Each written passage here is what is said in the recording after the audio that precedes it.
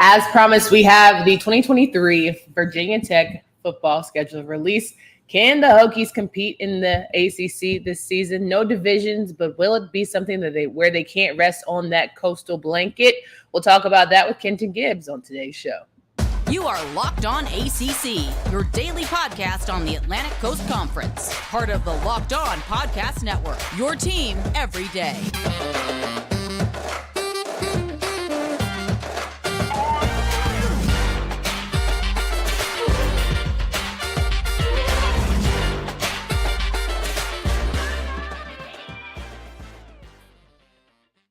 What's going on, everybody? Welcome to today's edition of Locked On ACC. I'm your host, Candace Cooper, joined by Kenton Gibbs of Locked On Wolfpack. Each and every day, you can find us wherever you listen to podcasts. We always appreciate a good download, a good subscription. It goes a long way. Make sure that you hit us up on YouTube as well. We are fully live there. Sometimes we go live. Sometimes we do a little recording all the way. In between, it is a good time. Kenton, how are you feeling on this Monday? I'm feeling good. I believe that you got to attack Mondays or Mondays attack you. And so I'm fighting this Monday with everything I got, but this Monday got some hands. It got some hands. We're going to be all right. 1,000%. You know, I think Virginia Tech will certainly need some hands if they want to get through the 2023 season. When it comes to football, we know that they are not the Virginia Tech necessarily of old, and maybe they're just trying to be the new Virginia Tech that's comes along with Coach Pry. And there's going to be a lot of conversations today after reviewing the schedule about whether or not they can be successful. But at an outsider's glance, just an overall feeling, how do you think the Hokies are going to do? I mean, I think that the Hokies are, they're in for another season of a little bit of struggle. And I don't think that anybody should be surprised by this. I don't think that anybody should be super shocked by the fact that this is a Virginia Tech team that, they ain't been right since they benched Hendon Hooker for Braxton Burmeister. They ain't been right since. And, he hit him with the color purple. Till you do right by me, everything you do going to go wrong. And that's been exactly what's happening. But honestly, it starts, and I got to say this, and I know everybody's not going to like it, but it starts with the same thing that I say about NC State and UNC. Mm-hmm. You have got to build a fence around your state. You have got to build a fence around your state. And when you can't do that, you're going to have some problems. You're going to run into struggling mightily, just like anybody else would. If you look at the last few classes that they've had in terms of high school football players, I mean, out of the top 10, out of the last two classes, of the top 10 football players from the state of Virginia, how many do you think stayed with Virginia Tech? I would say about 2. Okay, so out of the last two classes, you're saying that 2 of them stayed in Virginia, specifically with Virginia Tech. Yes. I can tell you this. Out of the last 2 classes combined, 2 have not stayed in the state of Virginia to play their football. Okay, good. Okay, Not great. a single one of the top players in Virginia in terms of top 10 out of the last 2 classes has gone to Virginia Tech. Very telling. You're always going to struggle with that because Virginia is a hotbed of talent. 100%. A hotbed of talent. And so when you struggle to recruit your own state, I say it all the time, it's never about your X's and your O's, it's your Larrys and your Joes. We saw, and I hate to keep harping on this, but like very seriously, the difference in Virginia Tech's offense when we saw Braxton Burmeister and Hendon Hooker, right? And this is not to say, I'm going to harp on that forever, but I'm saying it was the exact same system, but look at how much one guy made the difference, made it look like something entirely different. They're losing the battles for those one guys. And that's why you're seeing what you're seeing with Virginia Tech as of late. And it's not Coach Pry's fault necessarily in terms of the deficiency of talent with the older guys, but I mean, he's got to start winning in the living room at some point. I think Hendon Hooker just owes us a couple checks the way we dropped his boy name. We definitely have to go visit him in Detroit, do something because we've been holding Mr. Hooker down for a minute. He owes me nothing but wins in the Honolulu Blue. nothing but respect for my future quarterback. Love that for you. Yes, I think that Virginia Tech has a lot before them. It's going to be a season that really starts with that quarterback position. It's not something where you have a superstar, but he could be one that has a breakout season. We've seen quarterbacks in our conference certainly take some serious strides. They will need that if they want to be any sort of competitive in this ACC. But we'll kick off things for Virginia Tech here. Their opening matchup against our friends against ODU. Like, listen, ODU, Old Dominion, for those who don't know the full phrase or saying the full phrase, they are not a team to play with. And I really feel like Virginia Tech is going to come out here and what we've seen in past years struggle a little bit with what is ODU's mascot? I believe they are crazy. Monarchs. Monarchs. It's the Monarchs. Yeah, I'm fairly certain. I was thinking about it. I'm like, what is their team name? I'm fairly certain it's the Monarchs. Yes, so the ODU Monarchs certainly have given Virginia Tech a little bit of tizzy each and every time that we've seen in the last couple seasons. They've beaten them, at a time or two. So there will be no games as they prepare for their September 2nd matchup. Absolutely. It better not be any games. You thought that you were going to come in and they were going to roll over last year, and ODU said, hey, we actually run Virginia. And how embarrassing that was. How embarrassing that must have been for Virginia Tech. But truly, I need them to learn from that, grow from that, and say, hey, we are a superior team on paper to this team. We must go out and be superior. Mm-hmm. We are the team that is supposed to be better, supposed to have all the talent, supposed to have all the things. We must go out and show that we have all the things. Yeah, they definitely have to play with a chip September 2nd on that Saturday. Playing in Lane Stadium, of course, is one of the hardest places, in my opinion, to play, college football. So you have to bring that energy and sort of set the tone for how you want your season to go. Absolutely.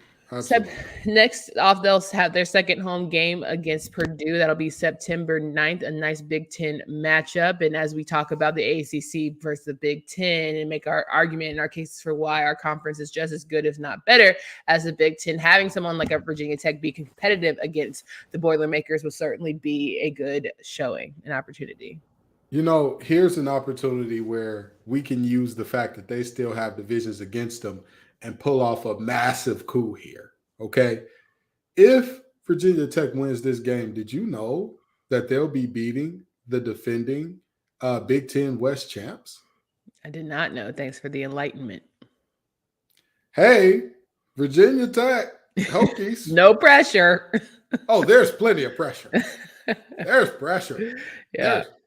We're looking at you. We need you to do good things here because – in all seriousness, this is a situation where you're looking at the Hokies and you're saying to yourself, how good are you really? And don't get me wrong, I'm not saying that Purdue is slacks or slouches or they're a terrible team because, again, they really are the Big Ten West champs. But with that being said, I don't think that Virginia Tech gets this game done. I think that they lose in a fairly close one. But with that being said, an upset here would be massive for not only Virginia Tech, but the conference as a whole. Now, look, if Syracuse can do it, there might be a will in a way. Okay. I ain't you saw that game like I did. Syracuse did everything they could to give that thing away. And Purdue said, It was like that episode of South Park where they were playing Little League Baseball and all the kids wanted to go home, so they were trying to lose on purpose. It was like that. It was, so, hey, if Purdue goes and blows it like that again, then Hokies better capitalize because this is a big one. Coach Pry, this is a big one to show people, hey, this is a statement. Beating ODU, not a statement. Yeah. Not a statement. Expectation. Yeah. Beating Purdue, hold on now. You're saying something, and we might want to start listening. Yeah, 100%. Virginia Tech will then travel up to Jersey and face September 16th opponent Rutgers. And I think this will be, again, another Big Ten matchup where Rutgers can certainly, not the most superior team out of their conference. Virginia Tech, not the most superior team out of their conference, but a good win for both should they pull it off. When I look at this game and I say to myself, who do I think is the better team? Who do I think is the team that's going to give more folks problems next year? I struggle to come up with a clean and concise answer because neither of these teams are like all that world beating, all that much of teams that, you're sitting up here and you're saying, man, these guys, hey, they're going to shock the world next year.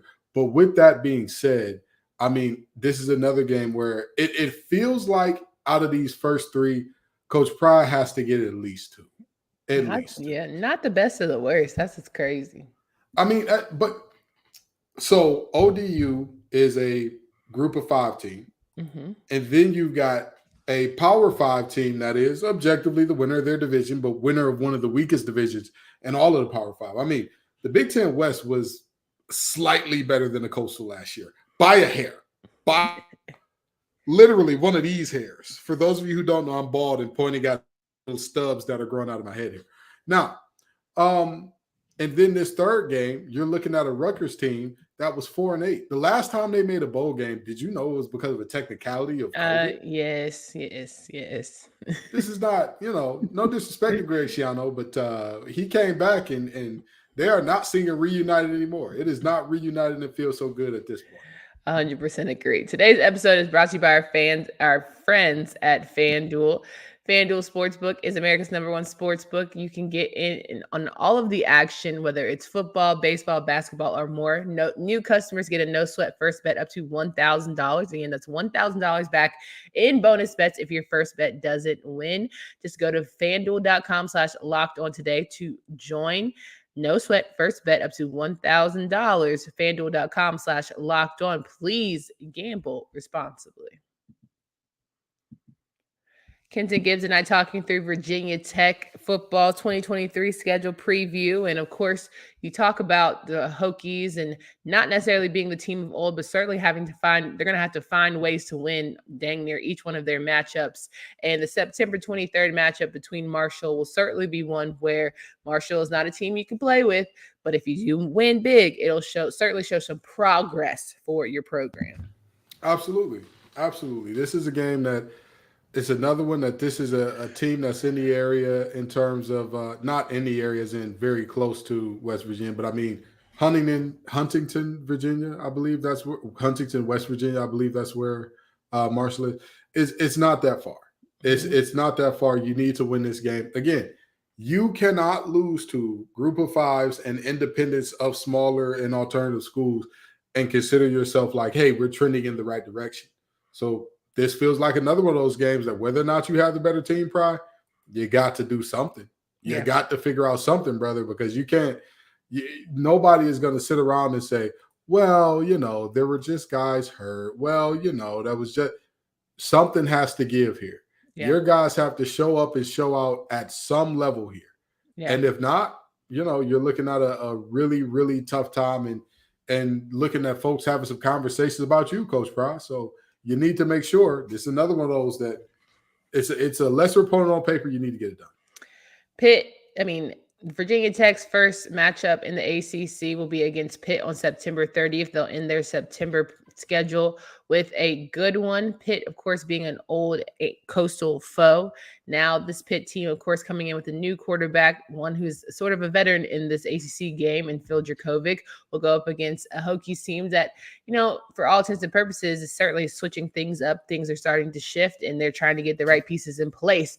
But when it comes to a battle against the Panthers, how do you see this one going? Oh, man. And I believe that this is going to be their whiteout game, too. Ooh-wee, what a time. I think that's the worst game to wear a whiteout in because if Virginia Tech wants a shot at winning this game, they got to make it nasty. They've got to make it mucky. They've got to make this a knockdown, drag out because if you try, I don't think Virginia Tech has the horses in the stable offensively. Don't get me wrong. I think they're going to be improved from last year offensively in some regards. Hopefully that running game is better than what it was last year. And obviously their leading receiver is gone now from last year. So you can't just go with the offensive strategy of Caleb Smith is down there somewhere. Not anymore, buddy. So with that being said, they're going to have to generate offense somehow. But this is going to have to be one of those games where whoever gets that lunch pail on defense, they need to share it. Everybody needs to be eating out that thing this week because everybody needs to bring their hard hat to work and make this a hard, gritty, nasty, tough game. If not, Pitt rolls. But with that being said, I think the Pitt takes a handle. They win handily here. I think Pitt's defense could potentially take a step back this season from all the, dogs that they had last year, but I still don't know that it'll be enough for Virginia Tech in a potentially new quarterback position, as they're definitely going to have a competition going into fall camp. And I don't necessarily think that'll be enough. I mean, I think the problem there is, the only problem with that assumption is assuming that Pat Narduzzi will not get a defense together is assuming the sun will rise on the west. I ain't say that. That's not what I said. I said take a step back. I ain't say they wouldn't be together. I just said take a step back. And what I'm saying is, Pat Narduzzi, if he gonna do anything, them boys gonna fill a gap. Them boys gonna get some pass interferences when you throw the ball deep, and they're gonna get after that quarterback behind like nobody's business. And will they be able to throw the ball? Heaven only knows. Will they be able to run the ball? Hey, I don't, it's tough. But one thing about Pitt, they're always going to play good defense. And the task for the Hokies in this game, again, make it nasty. Do not make this game a cute track meet. Do not make it. Stop doing that face every time you say that. You got to make this. What is that reference? Everybody knows that. When you say you got to make a football game nasty and gritty, that means that you cannot allow their offense to have their way. You got to. It ain't going to be pretty. Your white jersey is going to be real dirty by the end of this thing. You're going to need the ice tub by the end of this thing. You're going to need ice packs all over you when you get out of this thing. But guess what? It don't matter. All the ice packs in the world, if you walk away with a W, they were worth it. I've never heard. Okay, you got it, bro. You got it. Because I ain't never heard, nobody say, let's go to a swimming, let's make it nasty, let's fight with the water, let's get crazy. It's a swim meet. See how you're making that face? It's a swim meet. It's a very different situation. See how you're making that face? That's swim meet to a football game. That's how I feel. Y'all are not physically coming in contact with each other on the regular. You never know. Have you ever done a warm up? Have you ever done a warm up at a swim meet? That's a full contact sport. All right. People aren't. Never mind. I'm not even going to say what I want to say. No, go ahead. Because you was about to be ignorant, and I was about to get you say yet again. What I was going to say is people walk away from swimming with their facilities fully intact up here. Are you sure? In a way that football players I think there's going to be some data that comes out one day about how all that chlorine consumption makes your screws a little bit loose. I'm not gonna hold you. I guarantee you that data will be far behind the guys who make it nasty on the field. It will be far behind. Stop saying that. It's a saying. Terrible. It's a saying. All of the other sayings for that type of thing are way worse. They're way worse. Oh my God. I can't even say half of them on Please. there. Thank you, God. Thank you, God. No, I mean that's what I would say. Let's get talking.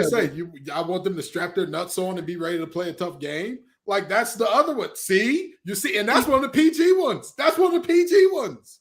There is a lady present. What is okay? Okay. All right. Let's get into October because help us, Father. They got to go on the road and play against someone who can make it nasty, and that is Florida State Seminoles.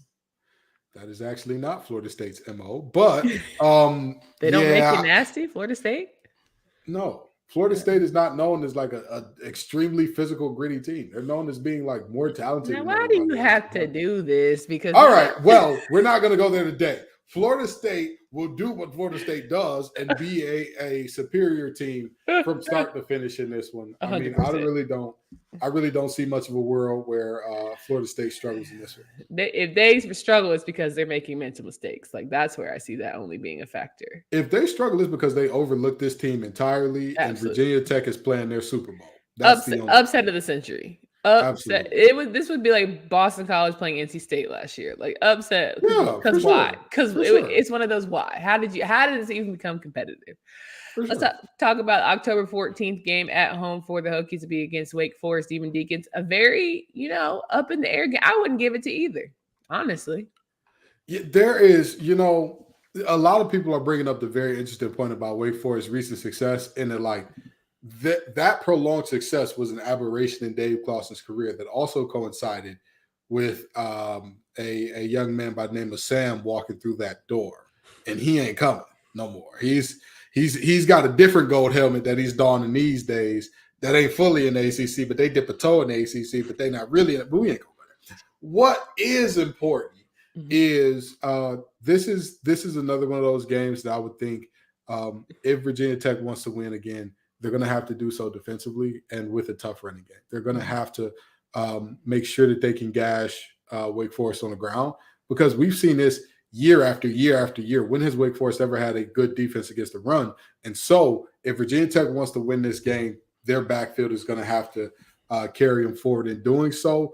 With that being said, this one is kind of a push, but even in that situation, I'd still give Dave Clawson and the boys a slight. I'd bet on them to win by 2 or so. So far, Virginia Tech ain't won the game yet. I ain't gonna hold you. Maybe they they won against ODU. They should be ODU and Rutgers. Now, again, I said they need 2 of those first. You think they're gonna beat Marshall too? All right. I think they can. I think they can. They'll have a bye week during October 21st, and then in their October stretch with Syracuse on a Thursday night football matchup. Syracuse, of course, being a good team, but they've seen the side of the Atlantic Division where they've had to struggle. Maybe they dominate a Virginia Tech team who's had plenty of time here in the Coastal. I think that's also a toss-up one that I might err on the side of Syracuse, only because I need Babers to keep his job. In games where you look at both teams, you're like, I'm not sure what to rock out with here. And there's similar in some ways. I think Syracuse is the better team overall, but what puts them over the edge to where I feel comfortable saying Syracuse wins this game is they have Garrett Schrader and the other team doesn't. And I'm not saying Garrett Schrader is a world beater, but I mean, who is Virginia Tech going to trot out there at quarterback? A veteran quarterback certainly does help the system. Again, I don't even know if full confidence who the Virginia Tech quarterback is going to be this fall. And also, who's going to check a Rondé Gaston II? Who's going to do it? That's your guy. Yeah, you right. You 100. I'm gonna give it to you when you got it. November 4th, it'll be at Louisville. Now look, Louisville finna jump us. Okay, I think they win this home game, but I think it's more competitive than you think. Cardinals fans. By this point in time, we'll know whether or not who we got. All of the Cards Nation was right and said, hey, Brom got us, and Brom we trust, or whether or not it was just like, hey, y'all was blowing smoke trying to get over that hurt from Satterfield leaving y'all like that. You know what I mean? And with that being said, there's 2 different universes of this game for me, right? There's a universe where Louisville looks like what many other people around the ACC are wondering. We're like, why is everybody so excited about this team? And that makes this game a tough one. There's also a world where Louisville is as good as their fans believe, and they mop the floor in this game. It doesn't end up being all that close. So I think in both of the scenarios, it's a tough one for Virginia Tech. But even in the in-between of those, I still see Louisville winning this one. Not comfortably, but they find a way to pull it out late. Well, I think Louisville and Virginia Tech are both in these interesting positions with quarterbacks that are fairly new to leading programs, right? So you have an opportunity of, mistakes. But at this point in November, you feel like both have either found their groove, or we're just going to have to go ahead and enter that transfer portal early, start making those calls, those feelers. You was who you was when you got here at that point. I understand. I think this will certainly be a game about the defenses and who has, seen some improvements in terms of just figuring out how to stop a quarterback that may not necessarily have it, or one who is doing well but doesn't necessarily step up in this specific matchup. November 11th, they will be on the road again, this time against Boston College. And hey, here's one. Here's a dub. I got you. Yeah. I was looking for it. I found you one. Yes. Virginia Tech. This is one where it's like, it's right here. The alley is right here. Don't smoke the layup. Don't you dare blow that bunny. Don't you dare. Don't you dare. Don't do it. Let me tell you something. I talked about, you can't just do the Caleb is down there somewhere offense anymore. You know who did that a lot last year? You know who got a couple wins last year by just saying our guy somewhere in that vicinity? Mr. Zay Flowers is in Baltimore now. Yeah. He's in Baltimore. Yeah, he is. He is. And so with that being said, I can't name a single skill position player off of that Boston College offense that I can trust to be a reliable number one. That's fair. And then you combine that with the fact that, we're living in bizarro world of the offensive line is trash at Boston College. Oh, Virginia Tech beat them handily last year. I don't think that we will see something different this year. Yeah, I agree. I think Virginia Tech picks up the dub here. So thank God we found the third maybe arguably the fourth win. And a conference win too. Look Absolutely. at you. Get you a conference win. And Atlantic against an Atlantic team, which we talk about verse. Now they go home and they play an NC State team where, listen, I feel like this NC State program by this point will know who they are, right? Whether Brennan Armstrong has lasted. I've seen him in the top 10 transfer list, which I'm like, right. All right. Transfer quarterback list. I'm like, so that's certainly a choice. Now, will he still be here come November 18th?